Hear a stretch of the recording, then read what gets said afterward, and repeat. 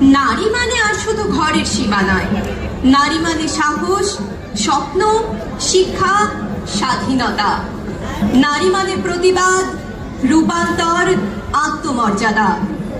আজ আমরা শুনবো সেই কণ্ঠস্বর যে বলে, আমি সেই মেয়ে, আমি আমার পরিচয় নিজেই গর্ব, আমি আমার শক্তি, আমার স্বপ্নের মালিক।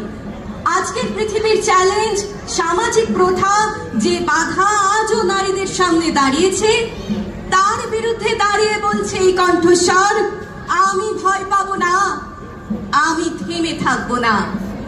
আমরা সবাই একসাথে ডাক দিই, এসো মা, আলো হয়ে যাব, ভক্তি আর বিশ্বাসের আলো ছড়িয়ে দাও। অন্ধকার হটুক, আশা জাগুক, শক্তির বাণী হয়ে বাজুক প্রতিটি হৃদয়ে।